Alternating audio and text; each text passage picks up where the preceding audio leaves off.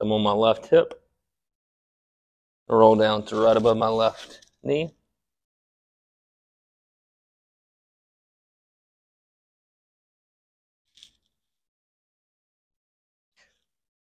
Searching for the most tender spot. Want it to be above a 5 on a 1 to 10 scale if I'm going to apply pressure there. The most tender spot for me is here. I'm going to sit here, breathe in through the nose, out through the mouth at least 5 times until that tension, tightness starts to diminish by about half.